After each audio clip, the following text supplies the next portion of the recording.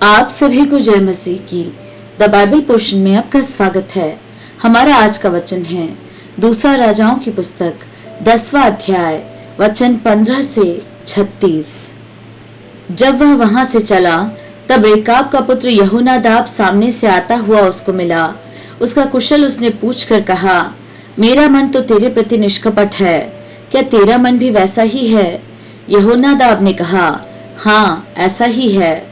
फिर उसने कहा, ऐसा हो तो अपना हाथ मुझे दे। उसने अपना हाथ उसे दिया और वह यह कहकर उसे अपने पास रथ पर चढ़ाने लगा, मेरे संग चल और देख कि मुझे यहोवा के निमित्त कैसी जलन रहती है। तब वह उसके रथ पर चढ़ा दिया गया। शोम्रोन को पहुंचकर उसने यहोवा के उस वचन के अनुसार जो उसने एलिय्याह से कहा था, अहाब के जितने शोम्रोन में बचे रहे उन सबों को मार के विनाश किया। तब येहू ने सब लोगों को इकट्ठा करके कहा, अहाब ने तो बाल की थोड़ी ही उपासना की थी, अब येहू उसकी उपासना बढ़ के करेगा। इसलिए अब बाल के सब नबियों, सब उपासकों और सब याजकों को मेरे पास बुला लाओ, उनमें से कोई भी न रह जाए, क्योंकि बाल के लिए मेरा एक बड़ा यज्ञ होने वाला है। जो कोई न आए वह जीवित न बचेगा। येहू ने यह काम कपट करके बाल के सब उपासकों को नष्ट करने के लिए किया। तब येहू ने कहा, बाल की एक पवित्र महासभा का प्रचार करो, और लोगों ने प्रचार किया। येहू ने सारे इस्राएल में दूत भेजे।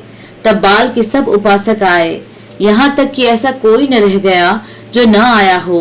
वे बाल के भवन में इतने आए कि वह एक सिरे से दूसरे सिरे तक भर गया। तब उसने उस मनुष्य से जो वस्त्र के घर का अधिकारी था कहा, बाल के सब उपासकों के लिए वस्त्र निकाल ले आ। अतः वह उनके लिए वस्त्र निकाल ले आया।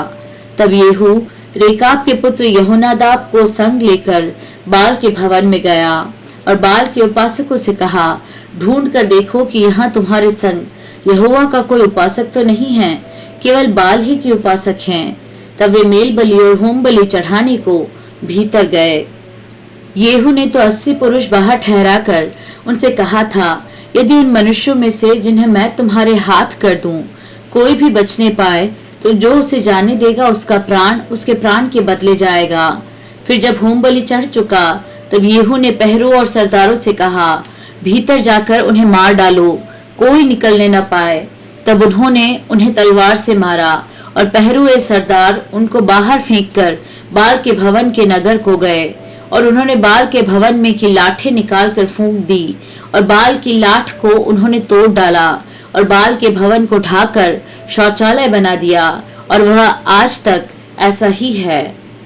यूं येहू ने बाल का इस्राएल में से नाश करके दूर किया। तो भी नबात के पुत्र यारोबाम, जिसने इस्राएल से पाप कराया था, उसके पापों के अनुसार करने अर्थात बेतेल और दान में के सोने के बछड़ों की पूजा, उससे येहू अलग न हुआ। यहोवा ने येहू से कहा, इसलिए कि तूने वह किया जो मेरी दृष्टि में ठीक है और अहाब के घराने से मेरी इच्छा के अनुसार बर्ताव किया है, तेरे परपोते के पुत्र तक तेरी संतान इस्राएल की गद्दी पर विराजती रहेगी।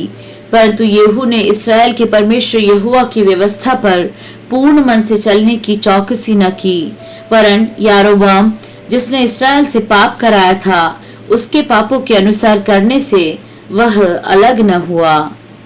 उन दिनों यहोवा इस्राएल की सीमा को घटाने लगा, इसलिए हजाएल ने इस्राएल के उन सारे देशों में उनको मारा।